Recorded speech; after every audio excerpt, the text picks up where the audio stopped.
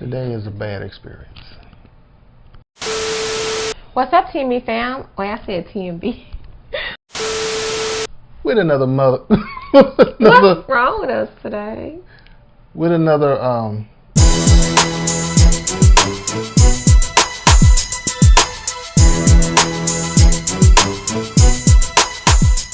What's up, T&V fam? Welcome back to T&V Nation. It's your girl Taiwana. And your boy Vaughn, and we are back on the scene, back on the set. We are back on the scene, back on the set with another video for y'all. Y'all know what time of year it is. Y'all know what season it is. It is Mardi Gras season. We are bringing back for the third year in a row the Let the Good Times Roll collaboration, focusing on Mardi Gras, celebrating Mardi Gras. This year, for year 3, we got the return of the man that's been there with us since the beginning. None other than Bayou Kitchen Guy. BKG. The notorious BKG. We also got, joining us for the first time, Ms. Louisiana Housewife. The queen of crawfish. Yeah, she beat me out, y'all. I gave her the title. I think she might have taken the title. Yeah, she took it, but still, I'm giving it by saying it. So, yeah, y'all, we back for year 3. Today is red beans and rice. It's the day before Mardi Gras. And so this is a 2-day collab, y'all. We got today, and then of course with the Mardi and Mardi Gras day, we will be back with video number 2. So if y'all have not seen their videos by Bayou Kitchen Guy and Ms. Louisiana Housewife, make sure you run over to their channels. The links are down in the description below. Make sure you go over there and check out their videos as well. So day 1 is all about the red beans and rice, y'all. And we got some talk about Mardi Gras we're going to do. Well, first, we got to get into this red beans and rice. So you want some hot sauce? I got Texas Pete. I got Grace. But you didn't bring Louisiana? Because you've been on something different lately. But, I mean, red beans and rice. Oh, it's got to be Louisiana. Yes, but I can eat Texas Pete today. I have been eating Texas Pete, y'all. I do like it, but, of course, not better than Louisiana. But because I'm eating a Louisiana dish, especially red beans and rice, it's like, I would like my Louisiana hot sauce, but it is what it is. All right, y'all. So I did get the Louisiana hot sauce. Had to have it. I mean, you know, it is what it is, although I would have compromised. So, interestingly, we are having this red beans and rice on this Monday. And historically in Louisiana, we eat our red beans and rice on a Monday. I don't know why. It's just a tradition. You start off your week with your red beans and rice, and you get other stuff done. You work on laundry things around the house while you got your pot of red beans cooking. So growing up as a child, I had red beans and rice almost every Monday for most of my childhood, even at school. So unfortunately, I would be having the same thing at school and at home. But yeah, so yeah, it's feeling real nostalgic to me. You never got tired of it? No. I mean, eating it at home and at school? No, I never got tired of it.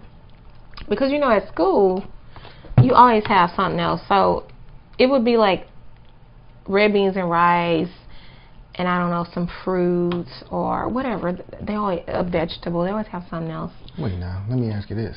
What? Did it stay the same in high school? I didn't eat cafeteria food in high school. See, that's what I was talking about. It wasn't the red beans and rice. By the time I got to high school, I just wasn't eating no cafeteria food. Because they were serving Papa John's for lunch every day. $1 a slice, so. That's a damn shame. No, I was. You turned your back on the I was tradition. A teenager. I was doing what teenagers do. You turned your back on the tradition. So, growing up, I did have sausage in my red beans and rice. Most of the time, I put turkey sausage, but I've lately gotten into some of that chicken andouille sausage that we found at a couple of stores here. Is that what's in here? No, I'm getting to that. What's in here is actually smoked turkey necks that I've put in there a few times, and I really like the flavor it gives it. And turkey neck is also something we eat a lot of in Louisiana, although we typically don't put it in our red beans and rice. We might make a gravy with it, or we do it with the boiled seafood, or if we're doing what we call the boiled meat, which is just like the boiled seafood, except there's no seafood, it's only meats. So, yeah, I am actually loving the turkey neck in here today. So, y'all, we're going to tell y'all today about a bad experience we had at Mardi Gras. At least that's part of the theme, is to talk about a bad experience you had in Mardi Gras. But before we get into that, let me tell y'all about my history with red beans and rice. Because y'all know I grew up in Alabama, but went to college in Louisiana, New Orleans to be specific. So I got introduced to the Monday red beans and rice in the cafeteria there. We had them red beans and rice. I guess I didn't remember that it was every Monday. I don't know if, well, I'm sure back then I picked up on, damn, every Monday they serving this. But I forgot about that. But it was good. I never had no homemade red beans and rice. I gave y'all. It was made in the cafeteria. It wasn't like homemade in the cafeteria? What I'm saying is made in someone's home. Oh. I'm thinking you're talking about like canned red beans and rice or something. No, it was good too, y'all, with a big old, seemed to me like they served it with a big link of sausage. Yeah, it's served like that. Not with the sausage cut up in it or whatever. It's served like that sometimes as well. That's good too, because you can take a bite of the beans and then a bite of the sausage. It's good like that as well. But it's so good, this turkey neck, y'all. That turkey neck gives it a different kind of smoky flavor than the sausage does. Yeah. Both. And typically on the side, we would have either French bread or cornbread, like we have today. So let's get into these stories, y'all.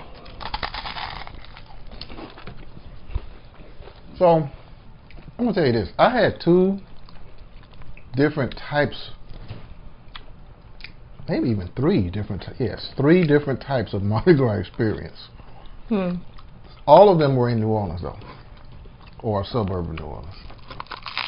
So the first experiences I had, I'm gonna tell you about the experiences, then I'm gonna tell you about the bad experience.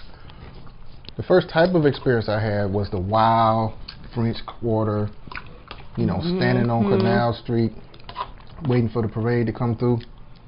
And that's wild, y'all, because you got people behind you.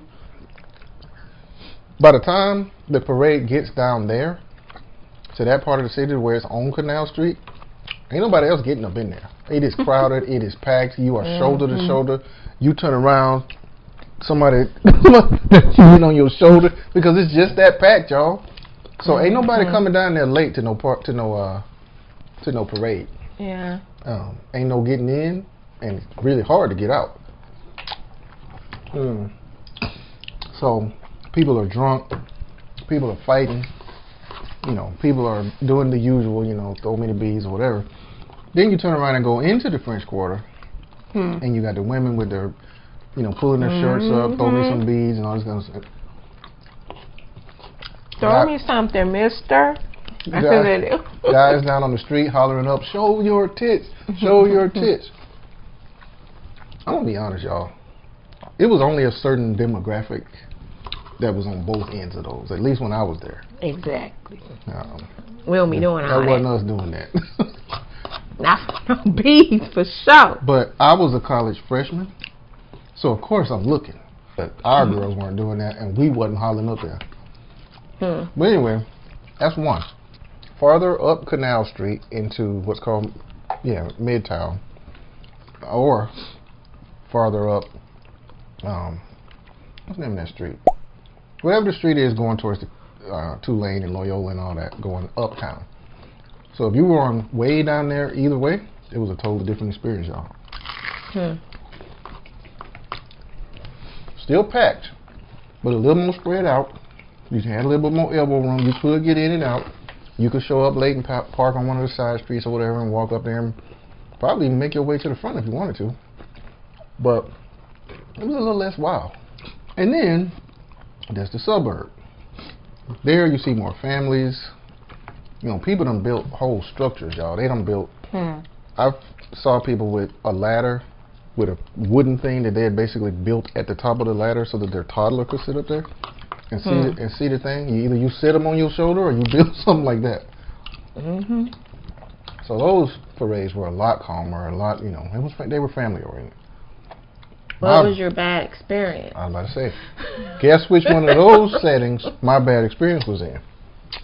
This was in the French Quarter, that first setting I described to you, standing on Canal Street. We all packed. Somebody comes up from behind. I'm going to just put it this way. I got a woman on my shoulders. She jumped on your shoulders? No, I had a woman on my shoulders. Oh, you had a woman on your shoulders? Voluntarily, with consent. I thought you said somebody just jumped on your shoulders. No. All of a sudden. Because they would do that. Somebody comes up behind and grabs her butt. Dang. I felt the push. And I'm like, what the hell just happened? She said, somebody just grabbed my ass. So I turn around, and all I see is, the crowd going like this. Obviously, this motherfucker was sneaking back through the crowd or whatever. That's crazy. I'm stuck, y'all. Like, I can't go after him. I don't even know who he is. I didn't see nobody. Now, y'all might say, well, damn, that ain't so bad. That happens at Mardi Gras. It's not so bad compared to some other things that could have happened. But it happened. Unless I think of something else, that's probably the only bad experience I ever had at Mardi Gras. And I guess it was bad for you considering you were holding a woman and it was disrespectful to you. But and to her. Well, no, I'm not saying it wasn't to her, but any woman, look, y'all know it's very disrespectful. It's sexual harassment, sexual assault. But any woman who has been in the French Quarter for a Mardi Gras, a Bayou Classic, a music festival, anything where it is like jam-packed, you have gotten felt up. It's not okay, but it's like, oh my God, why they gotta keep doing it? Because the thing is, first, it's so easy for them to get away with it because by the time you look back, you don't know who it was because there's so many people. And it's like, what are you going to do? You can barely even move. Right. So, unfortunately, I'm not saying it's okay by any means. Unfortunately, that happens in Mardi Gras. That's why I don't go. I stopped going a long time ago. That's a shame, though, that y'all would have to get used to stuff. Normalize it. And it's not just in that kind of situation. Yeah. Women have had to normalize those types of experiences. It is a shame. Absolutely. And then you got people that's drunk, okay? And then you got other women who are exposing themselves and doing all kind of wild mess. And so the assumption becomes, women at Mardi Gras, they like this kind of stuff. They're down for everything. And that's not the case.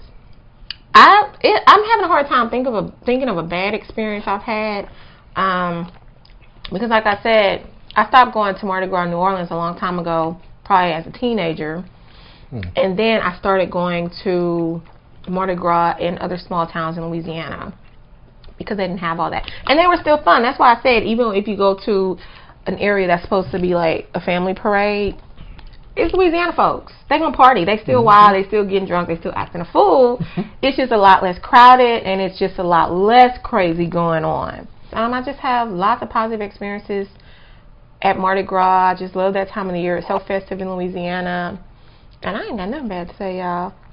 Thankfully. So the times that you did go in New Orleans, you were never nearby or even within earshot of like somebody started shooting or people fighting close to you or something like that?